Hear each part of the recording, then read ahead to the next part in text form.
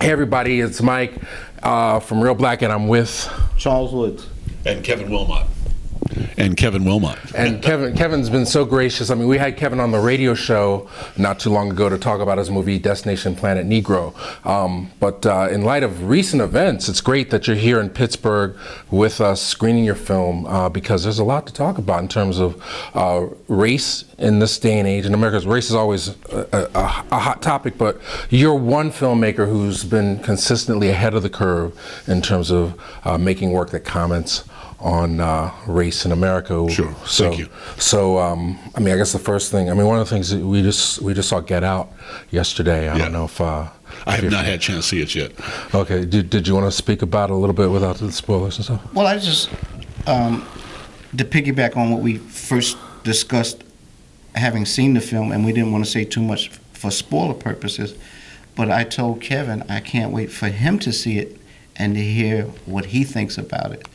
Right. As a person who makes films, and to see on what level, as a person who teaches on films, how the level he sees it on. Right, and I think that's the key point, because you know, for those who don't know, Kevin, in addition to making independent films like Destination Planet Negro and Confederate States of America, and he also was involved. He's the writer of Chi-Raq, which was Spike Lee's movie that dealt with a lot of the gang violence in Chicago and so on and so forth. And that, I understand, took a while to get made. Yeah, it's. I think the rule is always, if you're dealing with something of any kind of importance, it's gonna take a while to get through the system. Mm-hmm.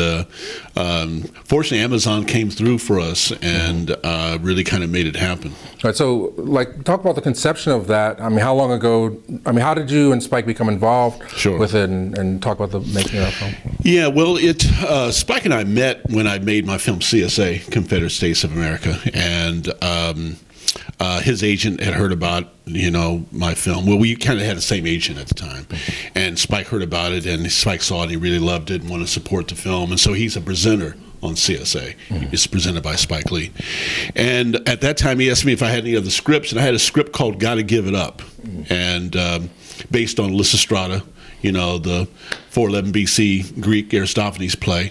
And so we tried to get it made, that's almost 15 years ago. Wow, and it's centered around gang violence at that point? It was centered on gang violence. It wasn't set in Chicago, it was just set in kind of a major city. Mm-hmm. We tried to get it through the system, couldn't quite get there. So what studios would you approach to get it? Well, we went to really about every major studio in Hollywood and had a meeting with them, and had 2 readings of the screenplay for DreamWorks. Mm-hmm. And it just didn't quite happen. Jennifer Lopez was going to be Lysistrata at that time, and so I got a call from Spike a couple years ago, and he said, "Do you still have that script?" I said, "Yeah, I still got it." He said, "Well, let's set in Chicago, call it Chi-Raq." So we went to Chicago and really did the research, met with Father Pfleger, Michael Pfleger, mm-hmm. there, deeply involved with the gang situation in Chicago. Mm-hmm. And met with a lot of the other folks, former gang members, current gang members, just a group of mothers and fathers who've lost children to mm-hmm. gang violence, really, a kind of life-altering kind of experience when you get to kind of talk to these folks up close and personal. And so then Spike went to Amazon, and it happened. And wow. Amazing. So that brings me back to the original point. So Get Out is #1 movie in America. And it is a horror movie that deals specifically about, all horror movies deal with some level of fear. Right. For this movie, racism is the fear. This person's fear of going to visit his girlfriend's white family. Right. And what that represents. And then it evolves into even more where you're talking about systemic and institutionalized racism and things like that. So, we're watching it last night, and it's black people and it's white people in there, and they're all cheering this black protagonist who is basically dismantling the system.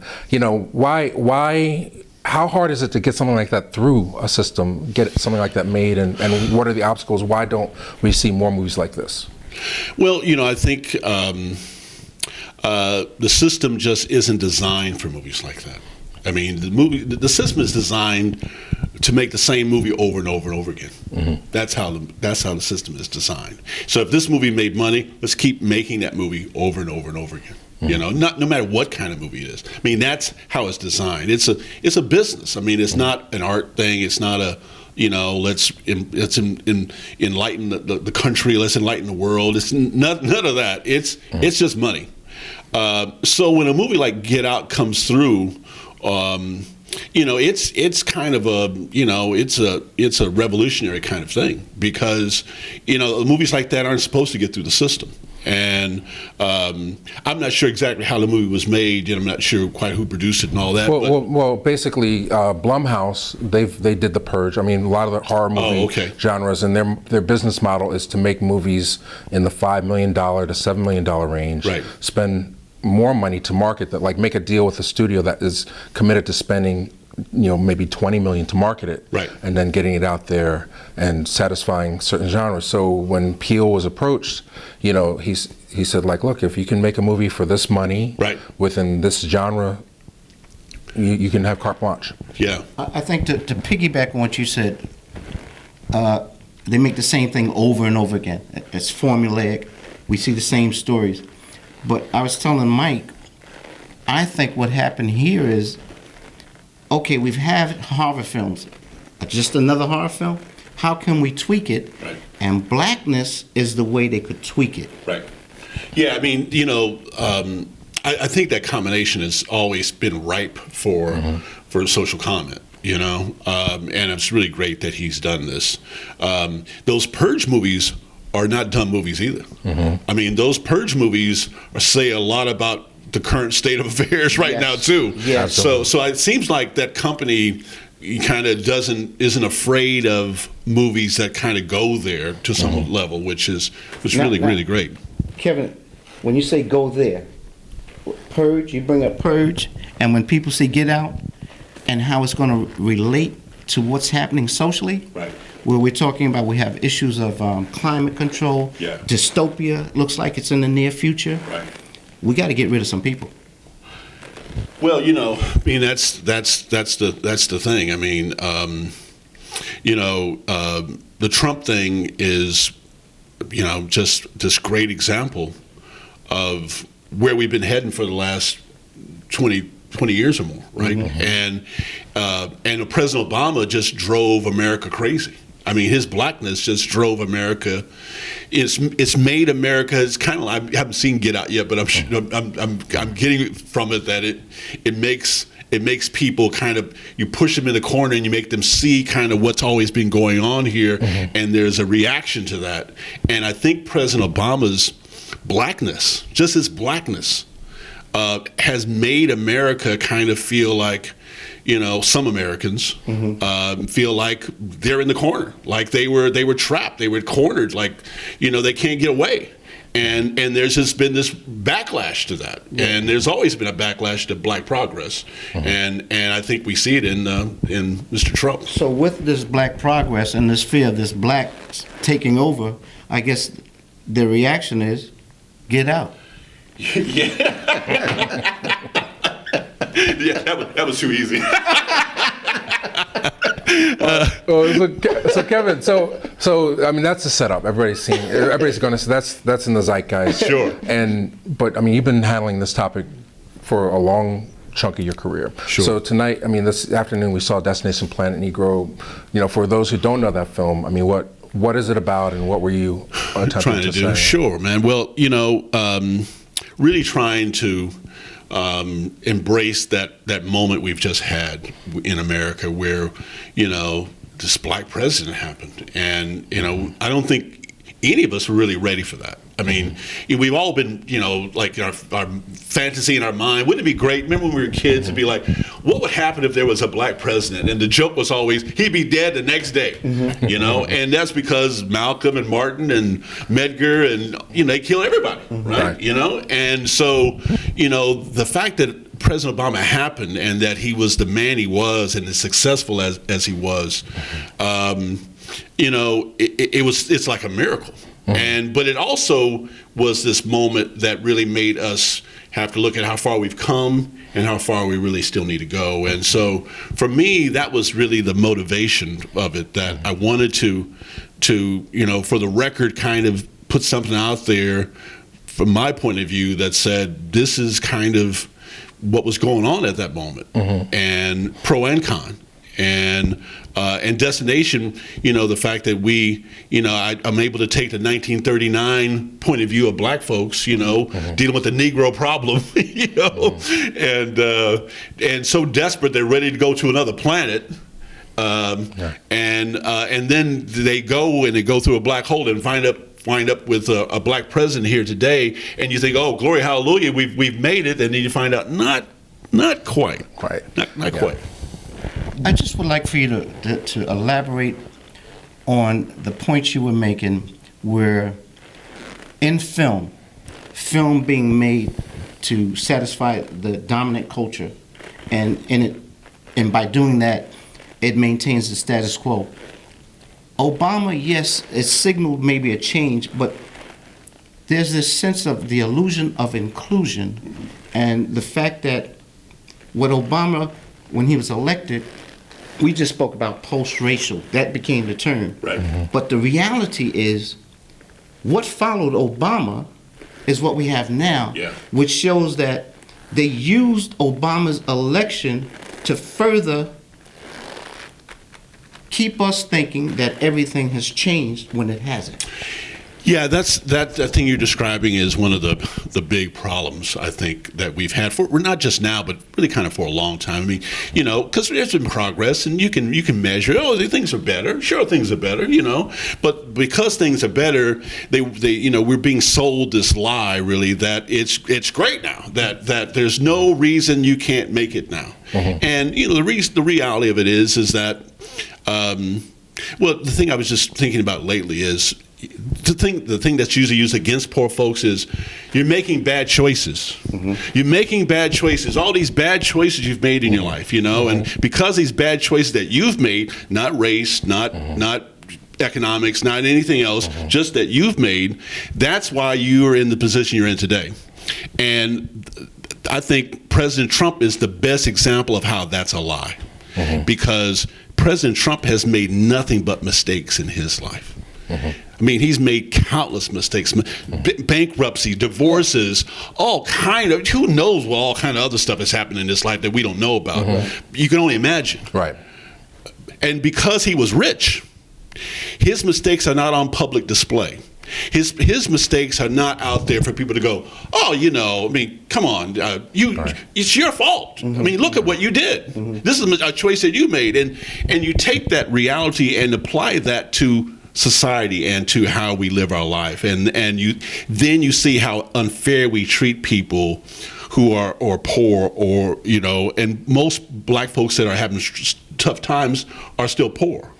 And the thing we love to tell them is the bad choices that they're making. And the reality of it is that when poor folks make a bad choice, it's a public choice. It is for all of us to judge. It's on public display, and it is horribly unfair. And that to me is kind of the thing that cuts against that lie that we've been told, that it's all great and there's no reason you can't make it today. Well, one of the things I really love about Destination Planet Negro and all your work is that you project things into imagination, and that's one of the things that Get Out does. Like, for 90 minutes, people come because they want to be scared, but for 90 minutes you are forced to experience the story directly through the eyes of a black protagonist, and that's something that now you're forced to see things literally through his eyes and calculate, which is something that black folks have to always do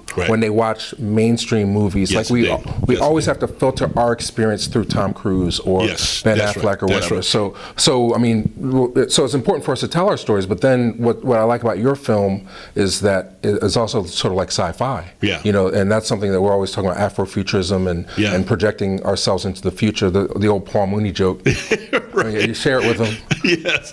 Well, that thing that you're talking about is, I think that point of view thing is the difference between black film and a real black film and everything else that kind of purports to be a black film.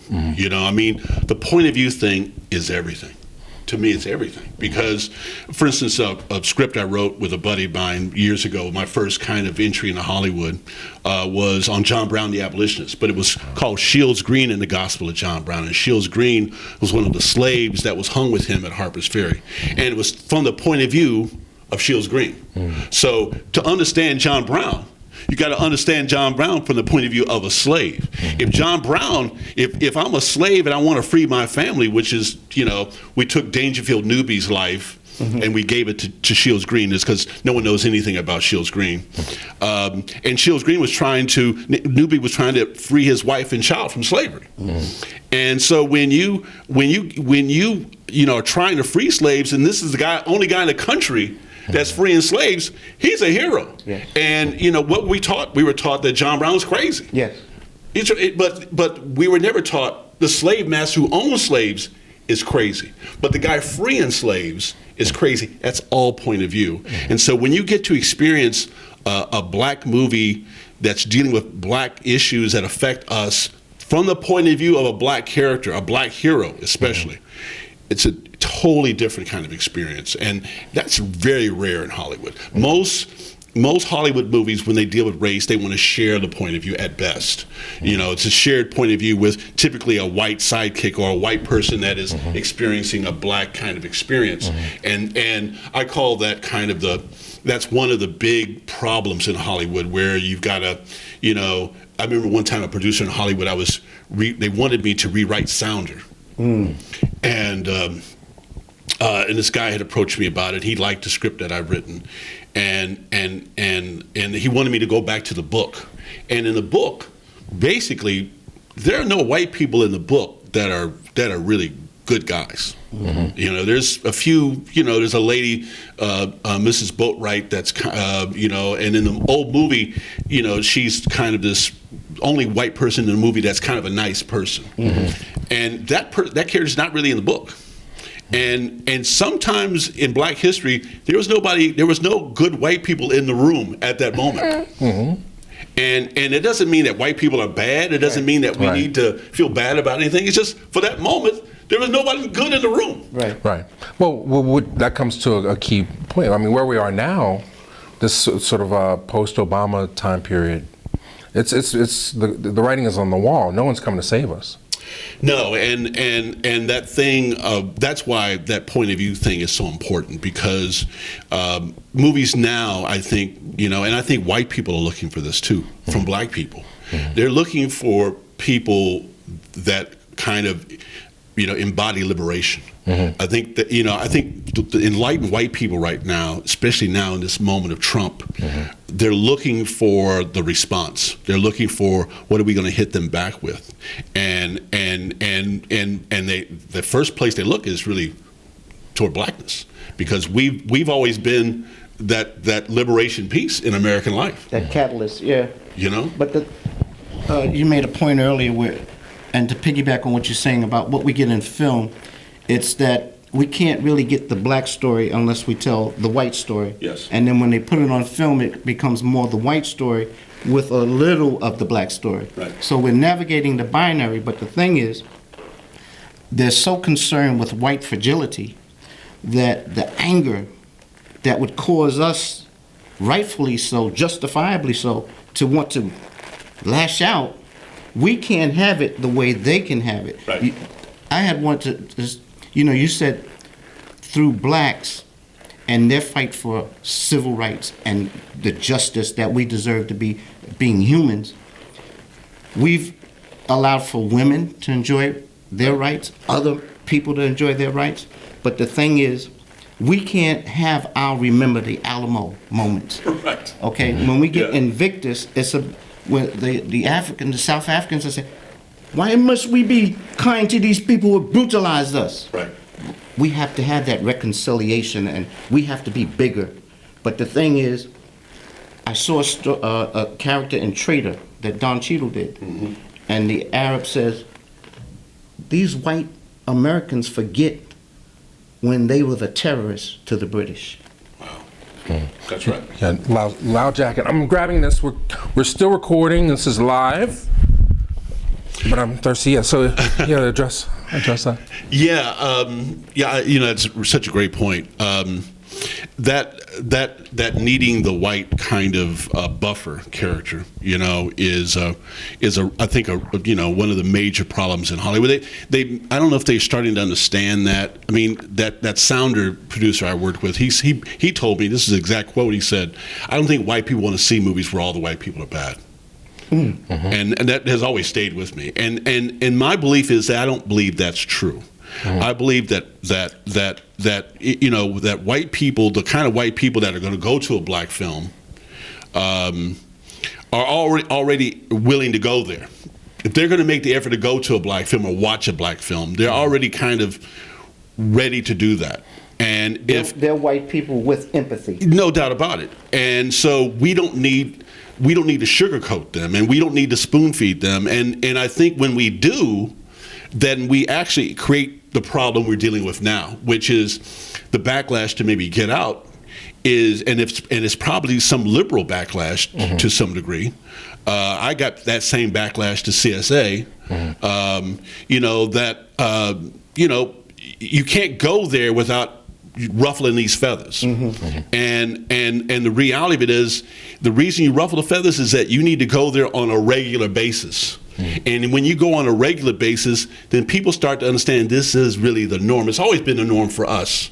And it's always been a norm for black filmmakers to struggle with trying to go to that truth spot. Mm-hmm. But for the audiences that are not really fully prepared for this, I think we can prepare them. That's my point. They can be prepared. Well, I mean, 2 points come to mind. One, I mean, we've been mining out old documentaries and putting them on the channel mm-hmm. just to prepare people, because for old James Baldwin clips and Dick Gregory's first TV appearance. One thing that's gotten a lot of traction was CBS reports on the legacy, the heritage of slavery, and they're saying the same kind of things. Like they when they get to Chicago, they're explaining like, okay, well, you have black people migrating here, and the whites up here are fairly liberal-minded. They don't necessarily feel like they had anything to do with black people being whipped, or they take no ownership of what their ancestors' actions were about. They might have been immigrants themselves, but they were able to assimilate more into the American culture. So I think a lot of people, like a comedian, Bill Burr, speaks on this a lot, where he's like, look, you talk about white privilege. I wasn't privileged. I grew up poor white trash. But it still seems, when you see the election results, that it's not a class issue as much as it is an identity on skin color. And the thing you're talking about is really complicated, mm-hmm. and it's really complicated in the way it plays out in normal life, mm-hmm. and people don't think that they're privileged because they're grew up poor or difficult, whatever. Mm-hmm. But the reality of it is that those two people, one black, one white, walking into the room looking for a job, mm-hmm. Unless this guy is illiterate and can't speak, he's probably going to be looked at more respectfully than the black guy brings in all these images, all these stereotypes, mm-hmm. all these things behind him. Mm-hmm. And it depends on who's interviewing. It depends on the way they see things. Well, that goes to acceptance. I don't know if that's where you're going to go. No, where I want to go is, and tell me if I'm wrong or how you feel about this, Kevin and Mike. I see, you take the Academy Awards. Queen of Conway, not there. Birth of a Nation, not there. I've watched Free State of Jones 3 times. And Free State of Jones juxtaposes and is tangential to what happens with the documentary where James Baldwin says, "I'm not your Negro." Right. Okay? There's a scene in Free State of Jones where he's asking, who's the nigger here?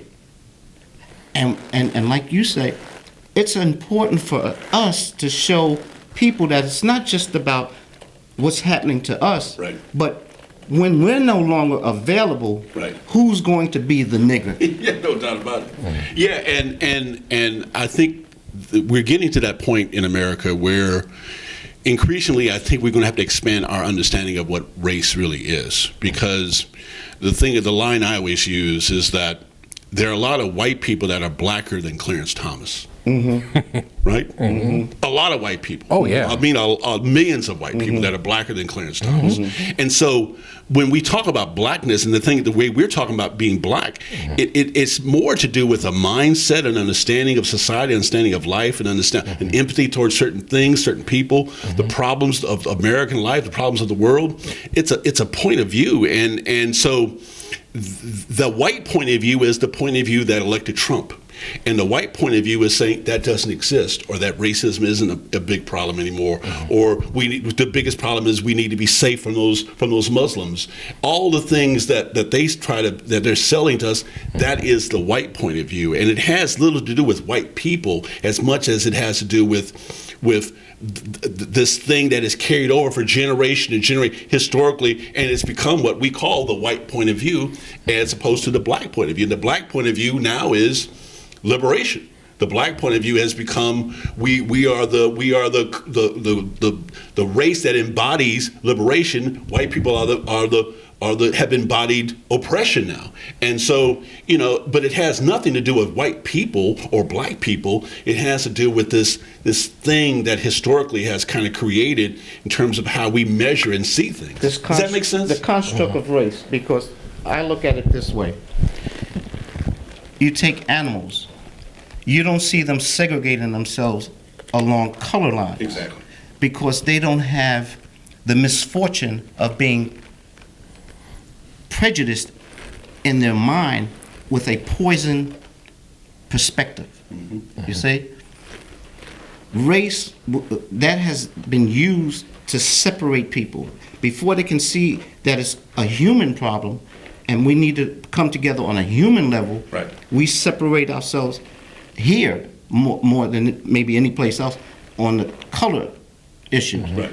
Elsewhere all over the world, it may be religion or tribesmanship or whatever, but here, that's right. It's and that American experience that we're talking about, that is uniquely us. That that the other countries have had various forms of it, but this is uniquely an American thing, the way we're talking about it.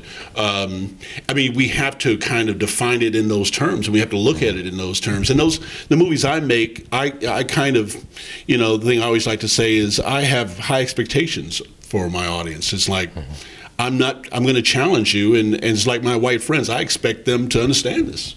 Well, I'm not going to question it. I expect you to understand it. Well, I mean, I'm enjoying. Let's get some more information, background on you. Like, I mean, I think we all come to an awareness point or a level where our consciousness is elevated, and hopefully it's being accelerated by having information more readily available. Right. But I mean, what was your induction, your entry point in terms of? Does it come from family, or was there? What was your wake-up call? Well, I think for me, I grew up in a unique kind of situation. Grew up in an army town, Junction City, Kansas. Highly diverse town because of the war brides, the Buffalo soldiers going all over the world, bringing war brides back, black and Japanese, black and Korean, black and Vietnamese, black and German, black and Italian. I mean, literally every nationality of the world was almost there in a mixed form in my neighborhood. And so for me, the thing I got from it was how important race was and how important race wasn't. It's like it's really important. Race really matters, and you should know who you are and where you come from, and at the same time, doesn't matter at all. And so it's a weird kind of dichotomy there. It's complicated.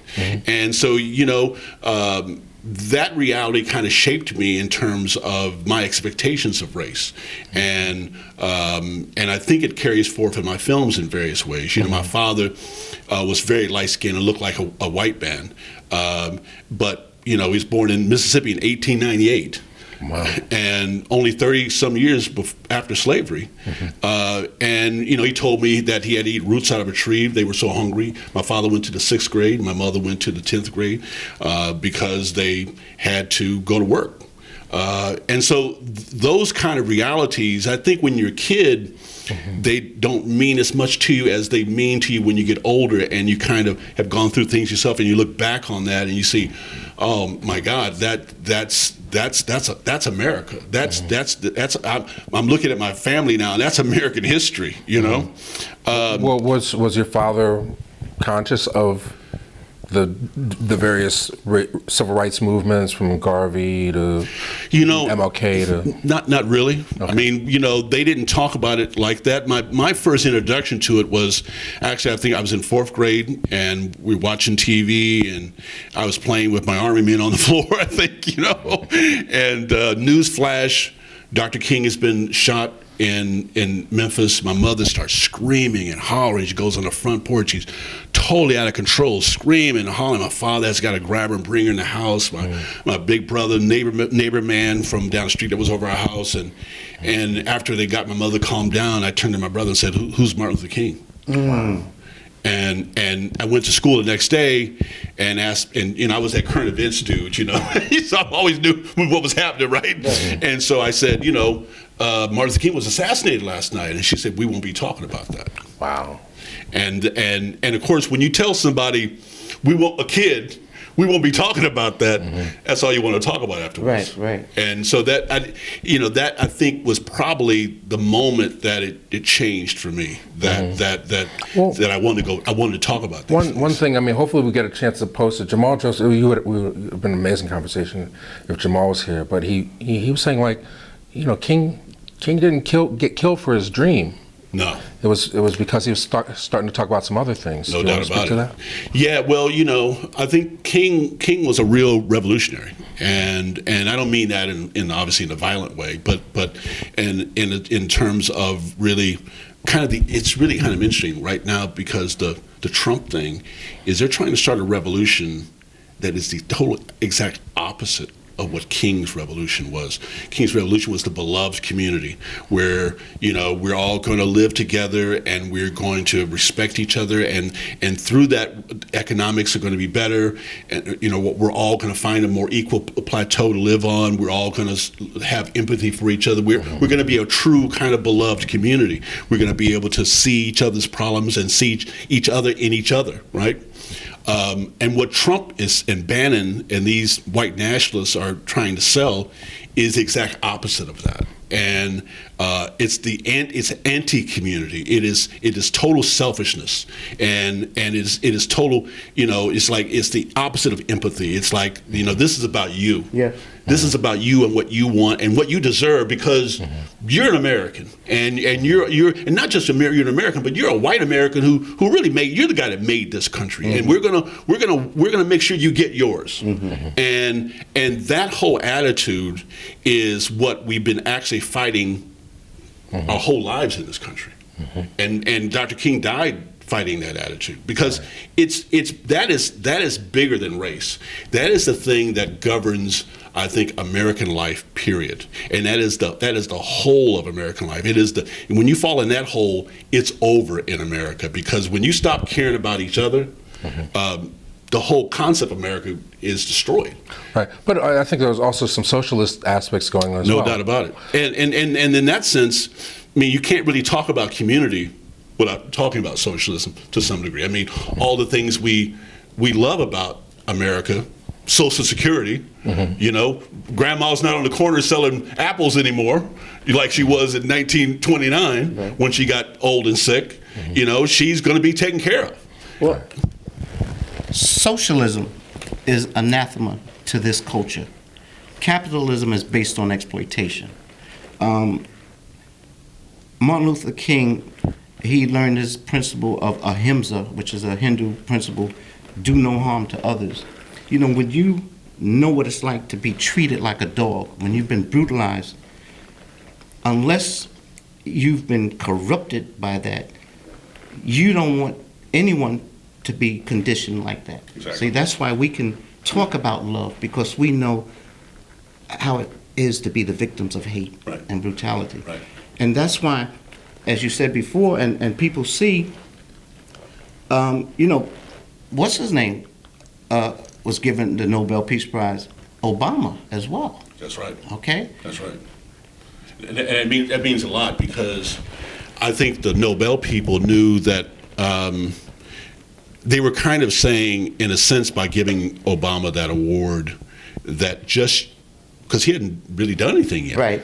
He was just being president. Yes. That him being president was like an achievement. It was like a breakthrough in terms of America, but really kind of the world point of view, and the world point of view toward peace. And that people could look toward him now as at least a signpost of where we can go, we can achieve that, and you need those signposts because, right now we're the opposite of that. We're in this place where we are regressing, and we're in this place that people are starting to really wonder if we're going to make it or not. Is the country going to be able to come out of this? Right.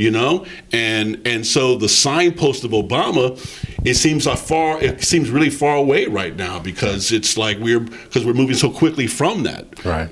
Well, before people start typing, I know a lot of people have feelings about Obama winning the Nobel Peace Prize. As we know, as president, his job was to bomb people, and this is reaching people all over the world. With the drones. We know what you're about to say. So stop. This conversation is gonna get better. We have to get past that. We're talking about race as a social construct and trying to use the power of our entertainment to help dismantle, if not dismantle the whole system, at least wake up the next generation. One of the cool things about Get Out, it's reaching a lot of young people. Young people are going to see this movie in droves. It's like high school kids, people that basically weren't conditioned the same way we were in terms of race and social acceptance. Now they still have the same preconceived notions about what black people are able to do and not do because of media. And I did want to talk, one thing that you said during Get Out, that you said out loud towards the end was, at the end, towards the climax, you said something out loud, like, I can't believe. Well, as I was saying, and I want to hear Kevin's take. Without being a spoiler, you have everyone rooting for this black guy, and he's killing white people. But Tarantino's Django Unchained was popular, a very big hit, and this is a black man killing white people. Do you see a difference? Well, and I can't say, because I haven't seen the film yet. Right. But just in terms of the choices you're talking about, in terms of what the movie's about and so forth, it is easier for us to kill the bad guys when it isn't. It's the past. The past. It's one of the things about Wes Studi. When on my films, you put Native Americans in the past, and when you put black problems in the past, and Spike talks a lot about this, when you put black problems in the past, in some ways it's a little bit of an out, a little bit. It's that historical distance. It's that historical distance, right. And not always. I think our job as filmmakers and screenwriters and so forth is to make that distance shorter, But clearly, I'm sure that part of what's disturbing about Get Out for audiences today is that these are relationships today that the movie's about. And these are dynamics. My wife is white. I've been through this dynamic. I know countless people that have been through that dynamic of being questioned about, are you legitimately coming in here to marry my daughter? Are you good enough? And it's not based on what I've achieved in my life. It's based on my race. And the whole thing is about race. Or can you legitimately tell our story being married to a white woman? Exactly. Yeah. So it's I think we need to see more of that because it challenges us, and what Americans don't get nearly enough of is challenge.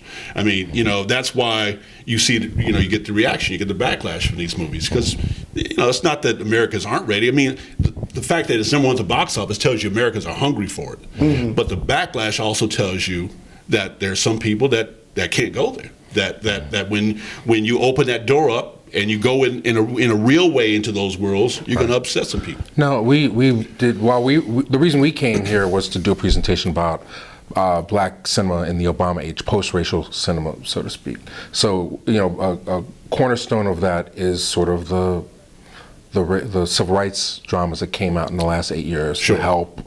Right. Hit Figures, Selma, 42, Race, right. Get On Up if you want to go to the musical biopic. Right. And I guess it's our contention.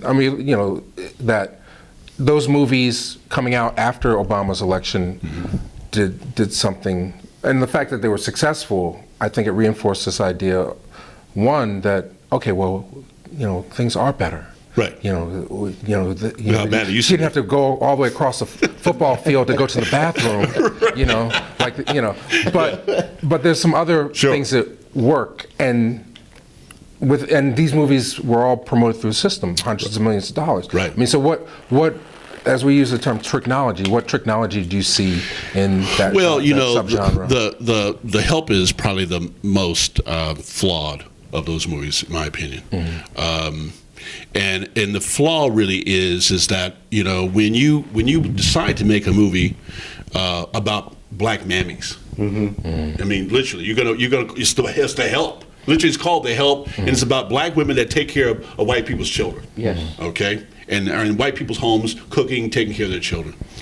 And then you need this white surrogate to be this interlocutor for them. And it is the white surrogate that really is the flaw in that film. That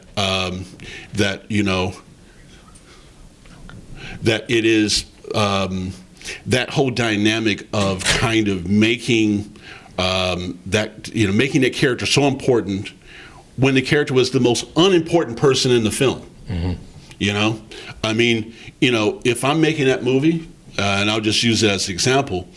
I'm going to be, the first primary thing I'm going to be concerned about is the stereotypes connected with the mammy stereotype. And what are the stereotypes of the mammy?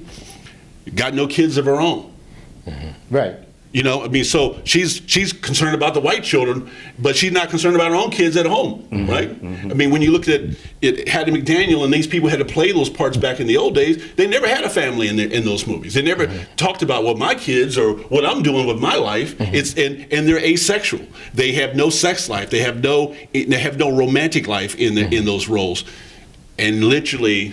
They do all of those stereotypes in that movie. I mean, Viola's character doesn't have a man in her life, and the biggest problem in that film is that there's a moment on the bus where there's been a black male character who's been introduced earlier as this nice guy.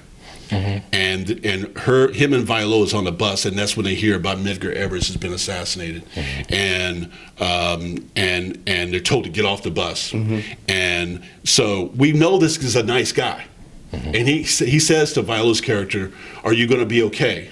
Now, in any other Hollywood movie, where you weren't kind of going to fall into those stereotypical holes we're talking about, a guy with a lead female character is going to probably say, "Let me walk you home. Let me walk you home." In this character, in this film, he takes off running. Oh yeah.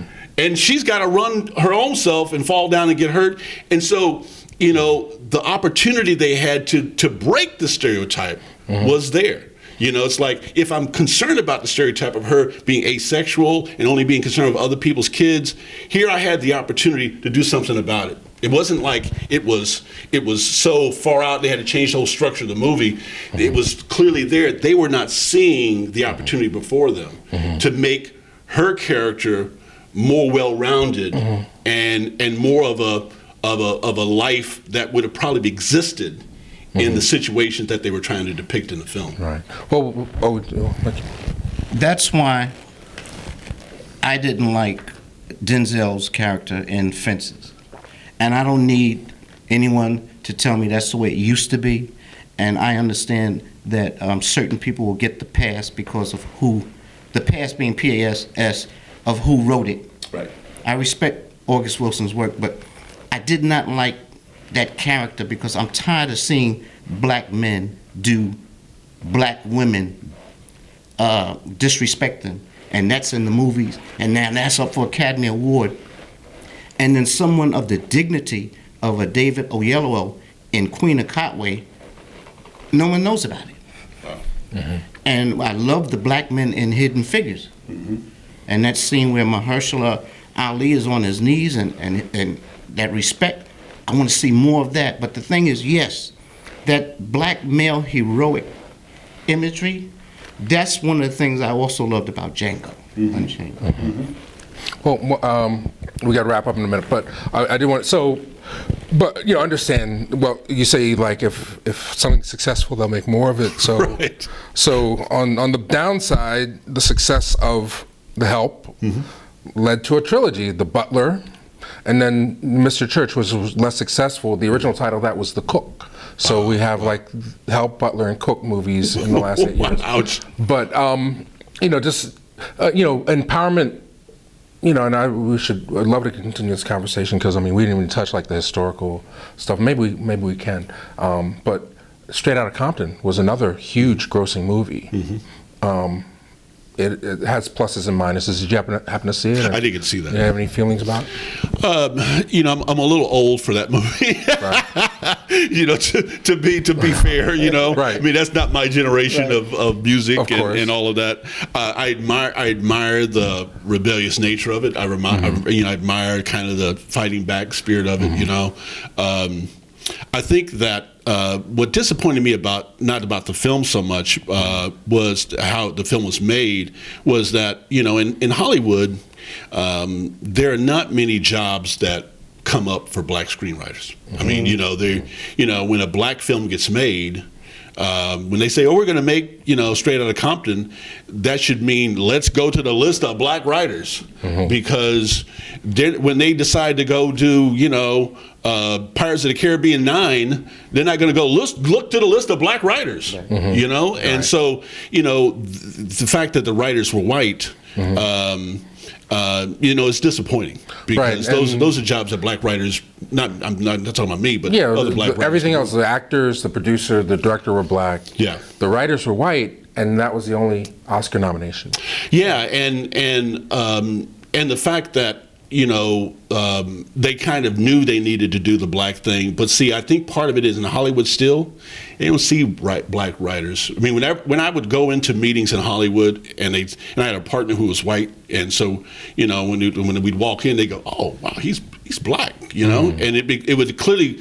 They had not seen many black writers, and so anytime you would walk in, they could tell that they were surprised that you were black, especially if I was writing something that didn't have anything to do specifically with blackness. And that just says that I think it's gotten a little better, but the fact that was just a recent film, right? It's still disappointing. Yeah, well, absolutely. I want to get your take. So, I mean, I know you study film, so you have the thing we're working on with the bad. The bad nigga. I don't like to use the word, and I've used it more than. So maybe you know some of these films that he references and can comment on them. But Cole House Walker. Oh yes. A Place Called Today. Heard of that one? Who was that? This is Channing Crawford. J. Herbert Kerr played a black politician, but there's some scenes in there that why no one knows about it. And what's the one? Place Called Today. Yeah. Place Called Today. What's the one? Good Luck. Good Luck, Miss Wyckoff. Oh, I've not seen that movie, but I know that title. Okay. So we're gonna. We're working on that. Working on it. But so there's some subversive things. If you dig through the crates of Hollywood, you will find movies that go against the grain. That you look at and you say, how did that even happen? How did that happen? And then. And now it seems like to be crossing over to the mainstream a little bit. Right. But I did want to, before we go, ask you, what can you tell us about this? Sure. My film C.S.A. Confederate States of America, and it kind of came out of my frustration with twofold. That the Confederate flag was still flying over the state capitol in South Carolina. And then also just, I would have meetings in Hollywood. And they say, this is right after the John Brown script I mentioned. And they say, well, Beloved didn't do well. Amistad didn't do well. And so they'd use those movies like a hammer upside your head. And so I wanted to finally kind of get my slavery feelings out, and I did it. This was the form in which I did it in. Okay. Let me hold it up. you know, the thing that has been great about the film, it just played like last week in New York at the IFC Center. Well, the premise of it is. Oh, the premise of it is the South wins the Civil War, and it's a faux documentary. The South wins the Civil War, and it goes, and you see it from their victory at Gettysburg all the way to today. And today, slavery is still going on. And you know, slaves are sold on the internet, on the slave shopping network, you know, and I wanted to normalize racism, because racism is normalized. Yes. You know, it's a normal functionary thing in American life. You know, when I tell my students, it's like, well, you know what aunt and uncle mean, and almost none of them ever knows what it means. Black students, white students, I'm clueless. You know, and aunt and uncle, it's, you know, it's those are slavery terms. Going back. You know, and Aunt Jemima means a house slave that is cooking your food, yes. Cooking the whites, the owners, the master's food. Uncle Ben. Uncle Ben, and Uncle Ben was a real guy who was a great rice grower. And had this big reputation for growing great rice. And some guys saw him, took not his image, that was a manufactured image, but took his concept of this black guy that is known for making rice, great rice, growing great rice, and sold it as Uncle Ben's rice. And you know, the thing about racism that makes it so hard to get rid of is that, you know, when, you know, from Birth of a Nation 1915 to today, the big thing about Birth of a Nation and all of that, it really opened a door to consumerizing racism. Yeah. And so it really made racism a part of American life, a normal part of American life, so that we see ourselves as servants. We see Rastus on the cream of wheat box, and we don't even see that we're being sold that black people is like happy to serve. They're always happy to serve the consumer. And at that time, when these images are being created, you know, the whole notion was that the best service was black service. Yes. You know, the Pullman Porter. You see that all the time in those old ads, old movies. You know, these guys were detailed. They were so great at what they did. But we erased the repressive side of all of those images. We erased all of that. And so, anyway, that's the thing that the movie really kind of tries to do is to try to tell that history from the other point of view. Yeah, and then I'll just for you. And even when black people do express their pain, like through music, jazz, it's looked at as beautiful, or a gift. Like, wow, you didn't, like you would talk about the Miles Davis film. You know, Dick Gregory ripped me a new one, because it's sort of like it's sort of like we're naturally gifted at this stuff. We don't study. Like even in Hidden Figures, she knows the math from day one. She's not working hard, to get good at something. Yeah, I think in the biopic, or those movies that show genius in various ways, that's an element that's really important to show. I mean, that was the disappointing thing about the Bird, Charlie Parker story, was that. Because I'd recently been doing some research about this and working on something, and Charlie Parker was in an auto accident when he was a teenager in the Ozarks, right when he was really just getting, big as a, as a musician, and he injured his back really bad. And the black doctor in Kansas City, Dr. Thompson, he said, the only thing I can give you to make you feel better is this stuff called heroin. But it could take 40 years off your life. He literally told him at that moment, it's going to take 40 years off your life. And so the thing that we never see in the Charlie Parker story, because it's always kind of sold as like, well, he just wanted to be a junkie. He just got on drugs because that's what guys like that do. It's like, no, he was injured, and that's how he was introduced to heroin, and that's how the addiction really started. Wow, yeah. So that's news. That's you're Kansas City, right? Yeah, I'm a Kansas City guy. And that's one of the things I hate about when they want to do these stories. There's too much focus on the dysfunction. Right. When we got Ray. Right. Okay. When we had Selma. Right. Okay. So the thing is, cinema in a formulaic way, they've got it down to a science. They've humanized an inhuman condition. they've sold us on this, and I call POP, pop culture, the power of persuasion to perpetuate our passivity and patience.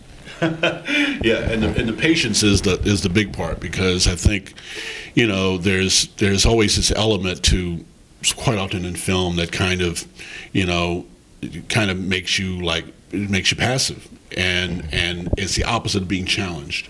And I think the movies that we all love are those movies that challenge us in some kind of way. Right. So we'll wrap it up. But so reward system. So if you got all the way through all this and you're still engaged and you want more, by all means, every one of Kevin's films, and a lot of them are on Amazon, a lot of them are on your personal website or streaming.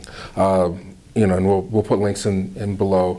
But I mean, while you're here, what books, what music, what movies do we need to be watching in this era that you would highly recommend? Oh, I tell you, man, my life is such right now that I end up being always in the old school rack, just because I'm kind of always working on stuff, and but I think that there are so many great movies from the past that you guys mentioned some that I'd like to find and see. Stand Up and Cheer. Stand Up and Cheer. Stand Up and Fight. Stand Up and Fight. Yeah. There's so many great movies that have been overlooked in the past, and important things that we need to see that speak directly to us still today in various ways. And so, really want to encourage folks to go out and try to find those. Well, I mean, our list, the current list for me is Network. Always. To understand Trump, and what else is going Being There? Well, yeah, right, Being There. The films we touched on when we did the Technology of Trump. Technology of Trump, Being There is one. Yeah, I mean, literally, he is the evil Chauncey Gardner. He is the evil Chauncey Gardner. Yes. Yeah. And the one that it's on HBO as we speak, on demand, is They Live. Oh yes, John They Live. Carpenter. Yeah, no doubt. That one, if you haven't seen They Live, I mean, that's the one that really speaks to today. Speaking to 1% and the, all that stuff. Oh, yeah. But I mean, do you have anything you're reading or go back to? I'm actually working on I wrote this several years ago, and it's funny because sometimes you write stuff and it's like, I don't think people are going to get this right now. And I wrote a script about Joe McCarthy becoming president, Senator Joe McCarthy becoming president. And started shooting it actually, and then just kind of, because people are so bad at history, people don't know McCarthy like they should, and now it's like I'm going back to finish that because Joe McCarthy is president. Yes, he is. and the fact that Roy Cohn, McCarthy's attorney, was Donald Trump's attorney, and that everything Donald Trump he was not just his attorney, he was his mentor, and that everything that you're seeing now about how he behaves, it's all McCarthyism, and it's all Roy Cohnism. Well, we go back and forth. I know we got to wrap up. I mean, we go back and forth. And Point of Order is the documentary that you need to see. Right. It's a little hard to get right now, but Point of Order tells the whole story about the McCarthy hearings. And we've been through this before as America. I mean, one thing that we always go back and forth with is sort of Trump's public image, like. Something like I say, well, I think he's incompetent. He's way over his head. He's a tool. He's a puppet. But what I'm getting from you is maybe there's a little more. Well, design. I think that the way it comes off to me was, and Haynes Johnson has a book about terrorism and McCarthyism, and that's the two that have kind of come together to feed this fear that we're being sold now. But I think in the end that the link there is not so much that Trump is a genius, but that Trump knows how to sell fear, and that Trump knows how to manipulate, and he knows he's really good. One thing that McCarthy and Roy Cohn were both good at was just name calling. They would just call you names and keep calling you that name. You saw that in the campaign. Keep calling you that name until it kind of stuck. And so they're really good at just labeling people. Well, I mean, we know. I mean, it's on record ties to Russia. Grandfather, KKK member. Yeah. I mean, how deep does this run with Trump in your estimation? Well, I think that I don't think that Trump Or is it just I want to make as much money as possible? Yeah, I think it was just that, and the link between Roy Cohn and Trump was that when the federal government was suing the Trump family for not renting to black people in New York City, that's when he went to Roy Cohn and said, "What should I do?" And Roy Cohn said, "Tell him to go to hell." And that's when Roy Cohn became his mentor, and that's when I think he picked up the Roy Cohn approach to never apologize. Right. Never apologize, always fight back, label, call people names, always be on the aggressive. Fake news, that's just a lie, that's not true. And you saw what McCarthyism was about, that more than anything, was just fighting constant battle with the press, constant labeling of people. Communist infiltration. They're right behind you. To go watch out, they're about to grab you. We got to put the wall up. All that stuff is about make people turning to him for safety and salvation. And that's why he's against the press, because the press counters that stuff, and that's what the press was trying to do with McCarthy, and McCarthy kind of self-destructed. But in the end, it was the press that took McCarthy down. Yeah, well, the press created Trump because it's good for ratings. Well, as they say, that's right. Tyranny lives in darkness. No doubt about it. And so it's going to be interesting to see, because it's, with Nixon and McCarthy, it wasn't the system that took him down. It was the press that took him down. And without the press, where would we be today, right?